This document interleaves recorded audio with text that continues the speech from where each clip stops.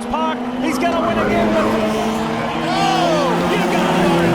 That's blind uphill and big action right there.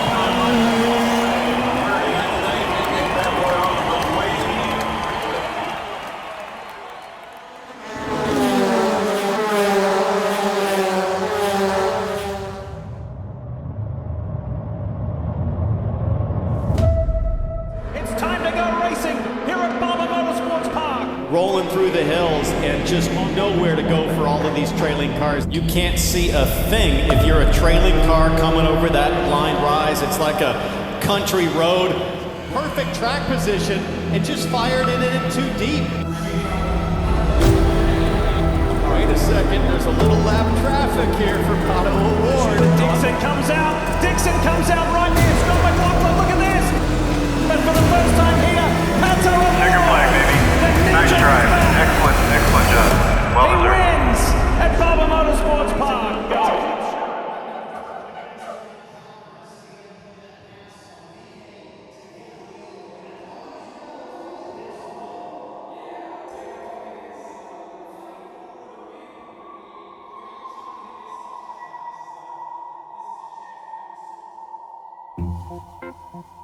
Who I be today? I be, God. Yeah, I'm George Barber, and I'm delighted to have y'all with me today. Hey, Mr. Barber. Hey, Mark. Okay, yeah, listen, I'm with this film crew now in the car driving around, and if we could just sneak in between races to do one quick lap, it'd be great. Mr. Barber, the schedule's so tight, I don't see how we can. I mean, if you really, really want me to, I can go to race control and see what I can do. All right, thank you, Mark. This is Mark Witt, and Mark is in charge of the whole racetrack and park area. I don't know anything. That's the truth. But fake it, Mark, fake it. I'm good at you taught me well.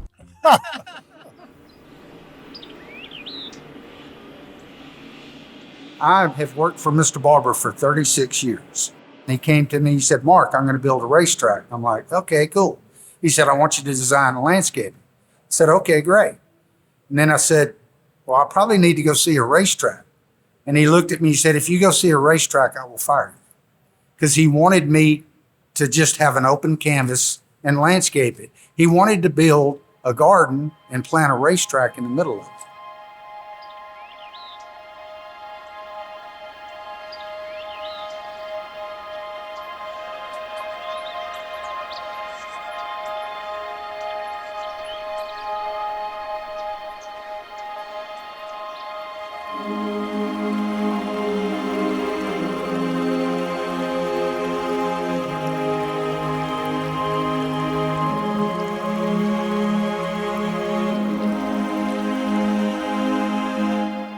We were heralded in the media as we're building the Augusta of racetracks, as in the Augusta golf course in Georgia.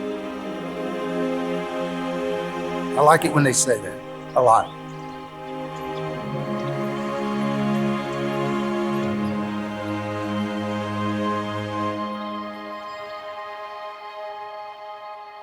The whole park is 880 acres, but there's only about 290 acres disturbed that we've touched and created with. A lot of people, I say, come look at my motorcycle collection. It's just, oh. I'm gonna go to an old dirty building with dead motorcycles in it. If I can get you in the front door, I got you.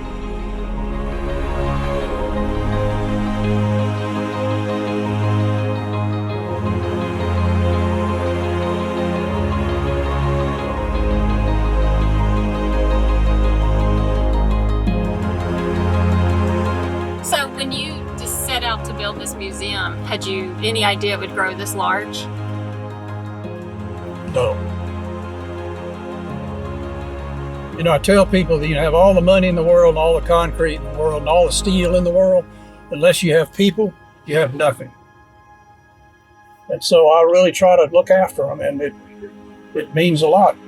I mean, how can you miss not talking to people and enjoying their whereabouts and what they're doing?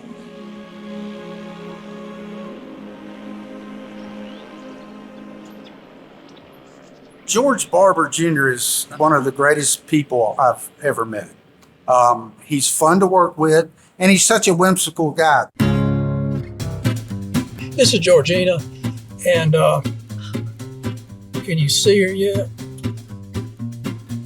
And she stays there until she finds somebody comes by slow enough that she can drop in and get a couple of laps. One of the things we hear a lot of people love about coming to Barber, to the whole motorsports park, is there's this sense of fun. It can be a little shocking if you aren't expecting it. We're well known for the whimsical nature of the park. There's the bear, there's the Bigfoot, there's zombies coming out of the sewers and the storm drains. There's Lady in the Lake. This is George Barber's humor. That was his idea, not mine. His idea. You've got to have a bit of humor. Have you noticed our church?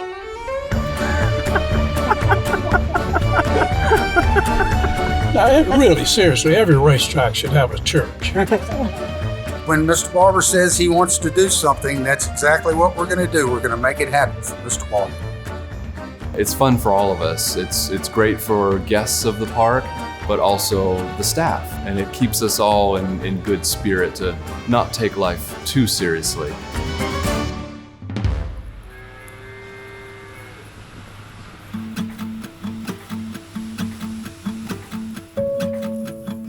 We had this idea to create a new component of the museum.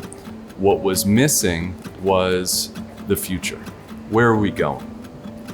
The Design Center has the ability to show people the entire workflow of how some of these designs are made and how it's evolved over the years. And it's really impressive to see how you can go from a thought into a tangible product at just an exceptional rate. There's nothing more inspiring than to see a glimpse of what's to come, the future.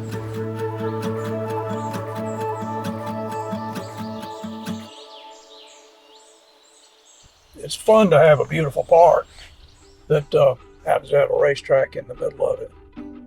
It's a place that's fun that people seem to enjoy.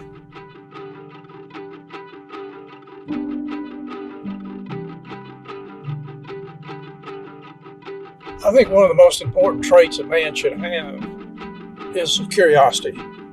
Why? Why did it cost a penny? Why did it do this? Why is it blue and not green? Just want to know why it's working, why it isn't working. And that's driven you. Yeah.